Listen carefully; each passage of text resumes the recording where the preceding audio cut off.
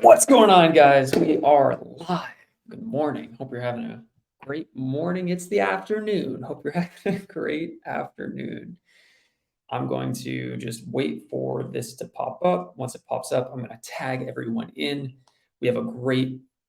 I'm really excited for this podcast. This is actually a recommendation that we make. This one, I believe it was Deborah that recommended it. I'm just putting into the comments real quick. Gonna tag everyone in here just because I know some people have said to me, "Man, I always miss your lives," and I'm like, "Just watch the recording." They're like, "It's not the same. I want to be able to comment." So I'm putting this here for everyone. So that is there. If you guys are here watching live, feel free to drop a comment below, or if you're watching this on the recording, feel free to interact and comment below too. But today we're going to talk about how do I control my cravings while bored, and to do this, we got some fun little graphics to go with it. So we've broken this down into two pieces: physical and emotional. So we're going to start with the physical, which is like all the really easy things that we can do, and they're going to have like a physical change in our body. And then we're going to focus on the emotional side. So, hey, Vicky, starting on the physical side, the obvious things to control cravings, which, if I'm being honest with you, physical is going to be the easy part. What you're going to want to stick around for is the emotional side. But physically, of course, we can eat more protein, right? When we eat more protein, what happens? We're fuller longer. Why? Because generally, protein per calorie has some of the most food volume. So you stay fuller longer. Another thing we can do to stay fuller longer is drink water. We know this stuff pretty easy, but part of your hunger cues is physical. So if you're thinking about the contents of how the contents in your stomach, how full your stomach actually is, will determine how hungry you are, right? Hence controlling cravings a bit more. Now, as we go to sleep, you'll also get less cravings from two main pieces. Now, if you're already sleeping 8 hours, this probably won't affect you.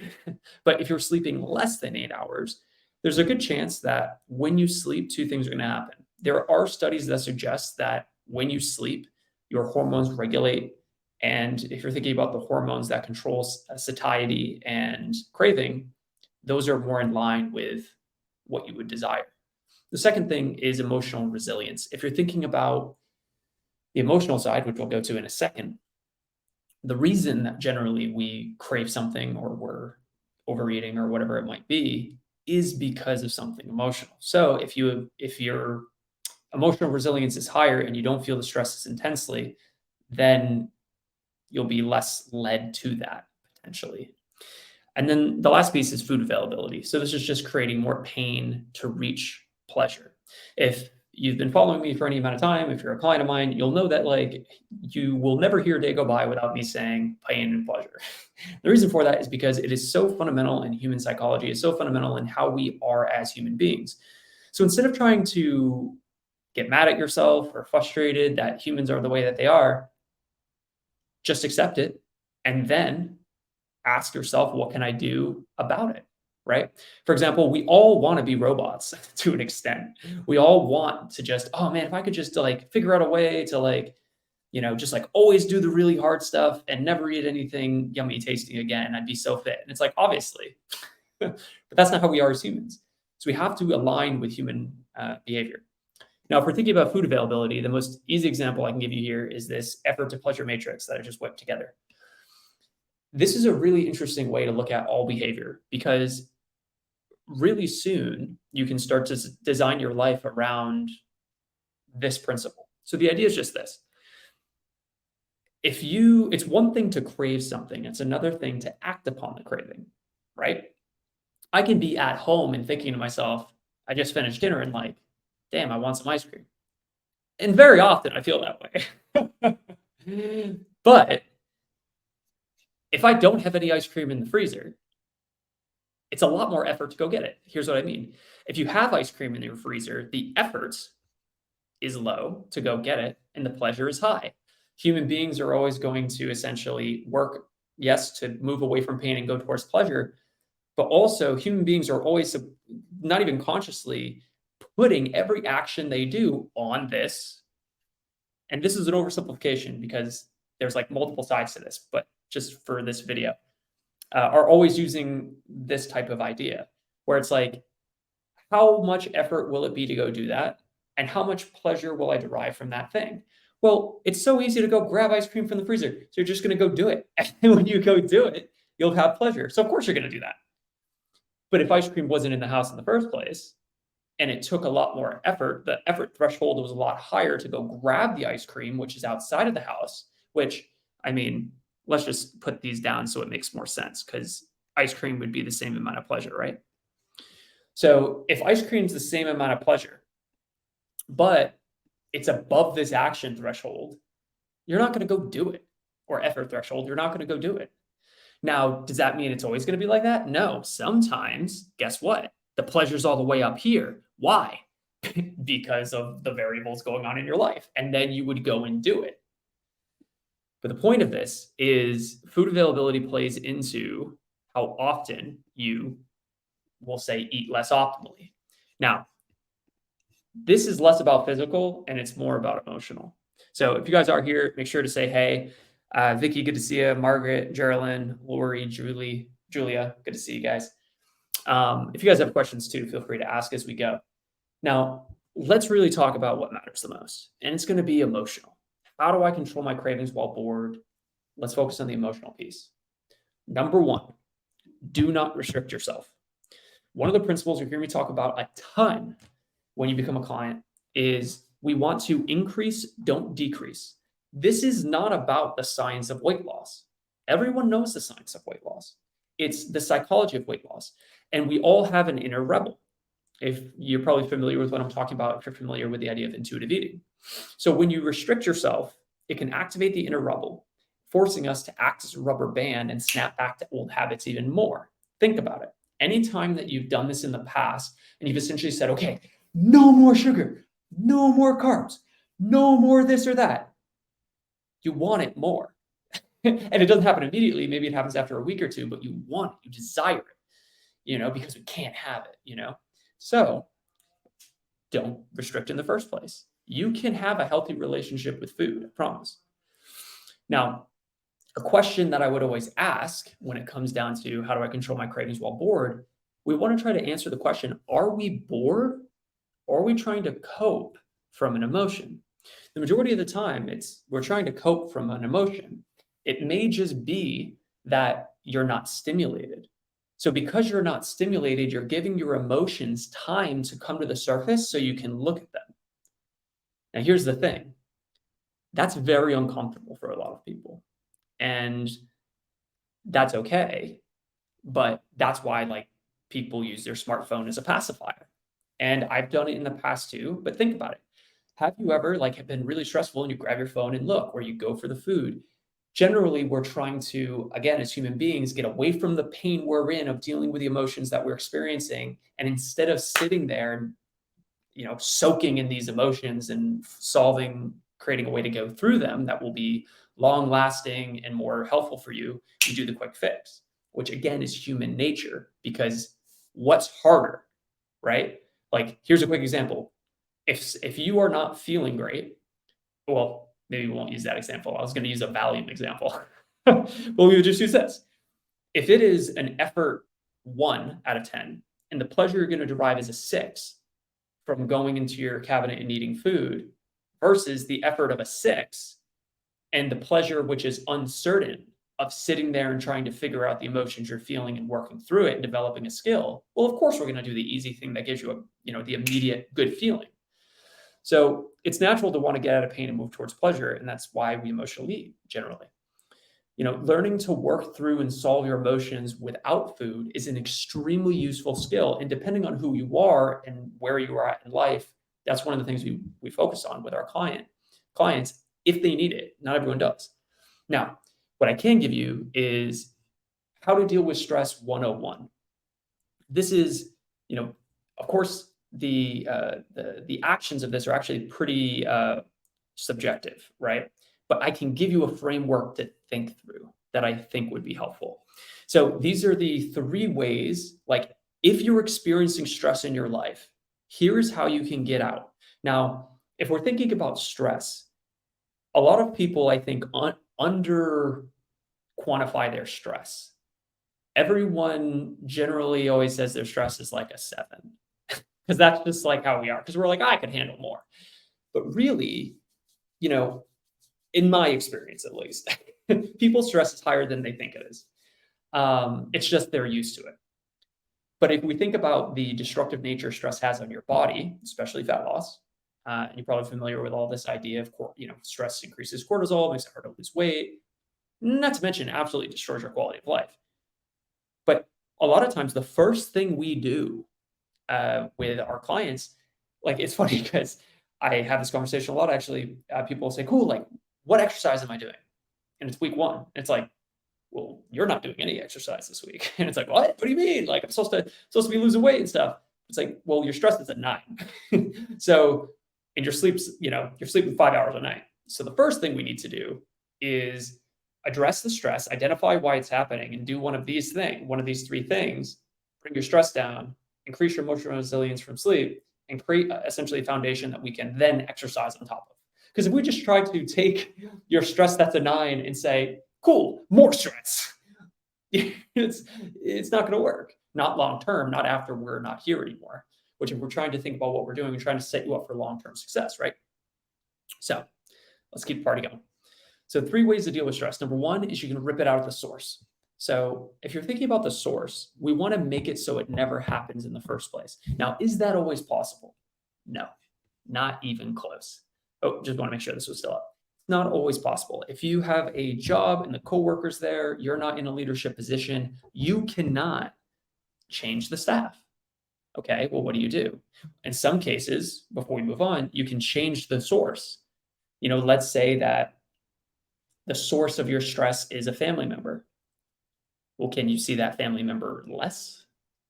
Can you potentially distance yourself from that family member? And you might say, oh man, but they have my phone number, they can text me. Well, can you block their number? Like I know that's kind of, maybe a little harsh, but there are ways that we can reduce the source in a lot of cases. Now, let's say it is impossible to remove the source because of what we talked about a second ago with work. Can we change the way we view it? I'll give you an example. One of our clients, Carrie, recently, she's a nurse. She has CNAs working with her. But in this specific situation, her CNAs don't listen to her. So she like wants the Foley emptied and she wants some just some support and things moved, and they don't listen a lot. And that gets her frustrated, creates stress, which rightly so. And then she carries that with her. So we changed the way we viewed it. We changed the expectation, which worked for her. I said, hey, would it help you if, maybe you just went in, you could ask them for things, but you assumed, you expected that they would not do what you told them to do. And this sounds so funny. It's so silly, right? Well, what do you mean? It's just changing the way I view it because it's intangible.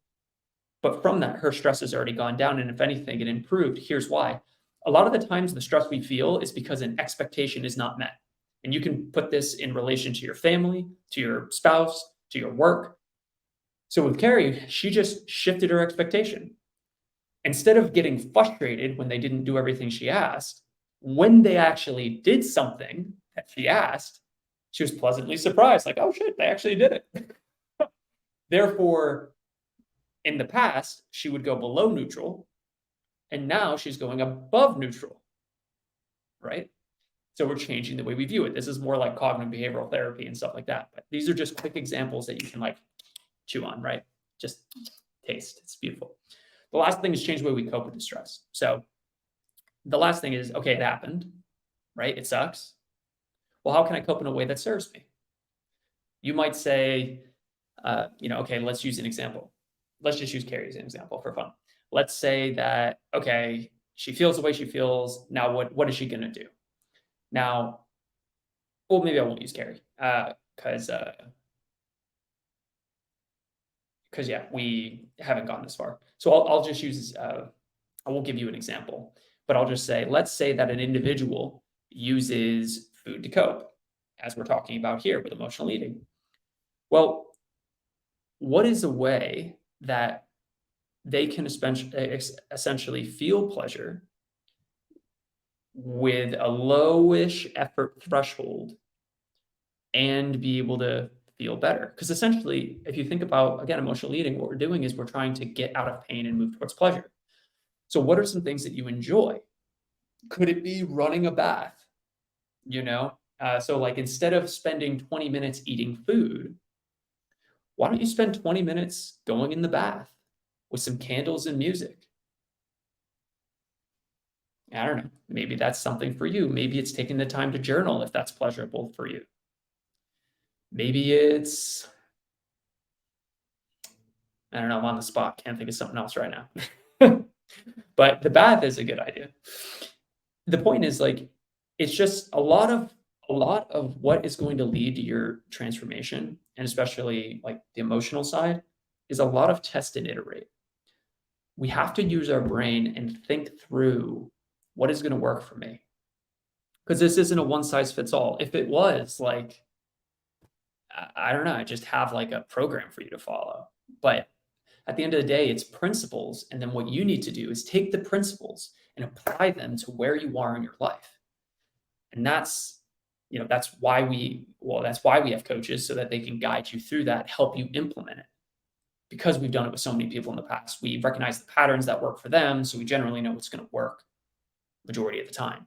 We're not always right, but it just gets you to your goal faster. It makes it more sticky. But like, to be honest, like all the information and every week that goes on, I try to put more information in here. Like, I don't want there to be any limitation for you transforming your body. I don't want you like I don't want to be gatekeeping. Any information that you feel like you need, ask. And then also like yeah, any information you want like on a podcast or what we do, like just ask. Feel free to drop it in the comments below. Like make another podcast. But you know, our mission is to help RNs transform their body. Our mission isn't just help our clients transform their body. It's help RNs, right? And if you're here, you're an RN, you're a woman. Uh, I know some of the husbands have joined recently, which it's great. So we have a few guys, but yeah, it's this should be a group that helps you do that. So I'm here for you. Hopefully this is helpful. Just finishing up really quick. At the end of the day, well, let's do under the day in a second. Another quick technique emotionally is give yourself permission to eat, but go on a 5-minute walk first. So this is kind of physical and emotional. So if you want the thing, like eat it.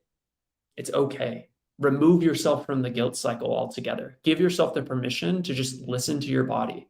It's funny. I had one of my clients who, when we first started working together, this is way years back. This is like 6 years ago. I won't mention her name because she asked that I didn't whenever I told the story.